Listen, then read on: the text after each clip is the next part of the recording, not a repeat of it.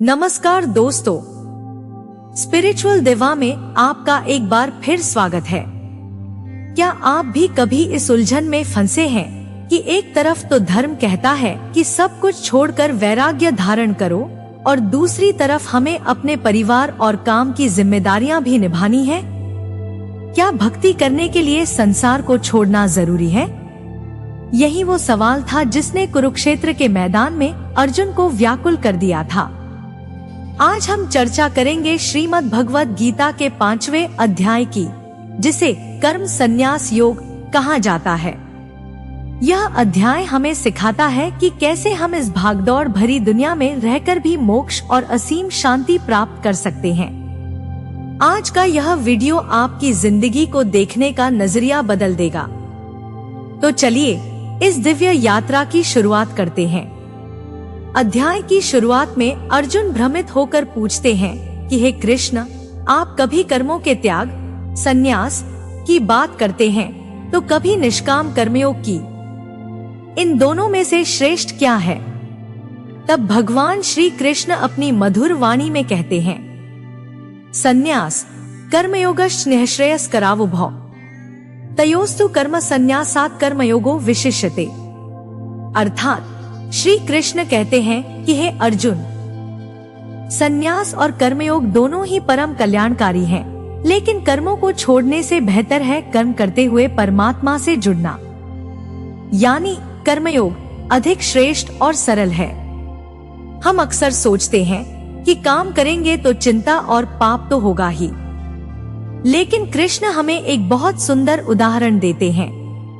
ब्रह्मण्याधाय कर्माणि संगम त्यक्त्वा करोति या लिप्यते न स पापेन पद्मपत्रमिवाम्भसा। अर्थात जो मनुष्य अपने सभी कर्मों को परमात्मा को समर्पित कर देता है और फल की इच्छा छोड़ देता है, वह पापों से उसी प्रकार अछूता रहता है जैसे कमल का पत्ता पानी में रहकर भी कभी गीला नहीं होता। यानी आपको दुनिया नहीं छोड़नी है, बस दुनिया के मोह को छोड़ना है। अध्याय के बीच में भगवान बताते हैं कि एक सच्चे ज्ञानी की पहचान क्या है। जब इंसान के भीतर ज्ञान का प्रकाश जागता है तो वह सबको एक समान देखता है। विद्याविन्य संपन्ने ब्राह्मणे गवि हस्तिनी शुनि चैव श्वपाके च पंडिता समदर्शिन। अर्थात एक ज्ञानी व्यक्ति विद्यायुक्त ब्राह्मण, गाय, हाथी, कुत्ते और एक चांडाल में भी एक ही परमात्मा का अंश देखता है। जिस दिन हमारे मन में यह भेदभाव मिट जाएगा, हम उसी क्षण दुखों से मुक्त हो जाएंगे। अंत में कृष्ण समझाते हैं कि असली सुख इंद्रियों के भोग में नहीं, बल्कि मन की शांति में है। जो इंसान अपनी इच्छाओं और क्रोध को वश में कर लेता है, वह इसी लोक में और इसी शरीर में मुक्ति का अनुभव करता है। दोस्तों, इस अध्याय का सबसे बड़ा सार यह है कि कर्म से भागो मत, बल्कि कर्म को ही पूजा बना दो।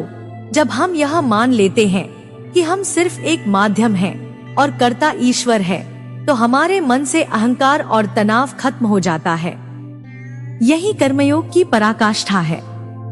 तो दोस्तों, यह था गीता के 5वें अध्याय का दिव्य ज्ञान।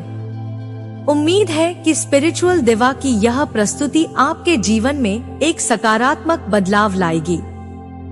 याद रखिए, आपको सन्यासी बनने के लिए हिमालय जाने की जरूरत नहीं है, बस अपने कर्मों को ईश्वर को सौंप दीजिए।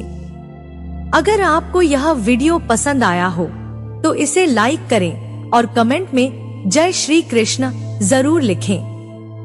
अगले वीडियो में हम 6ठे अध्याय यानी आत्म संयम योग की गहराई में उतरेंगे। हमसे जुड़े रहने के लिए चैनल को सब्सक्राइब करना न भूलें। अगर आपने हमारे चैनल पर गीता के पिछले 4 अध्यायों को नहीं सुना हो तो इस वीडियो के डिस्क्रिप्शन में हमने वीडियो लिंक दी हुई है। जाइए और गीता के सभी अध्याय के उपदेशों का आनंद लीजिए। स्वस्थ रहें, खुश रहें। जय श्री कृष्ण।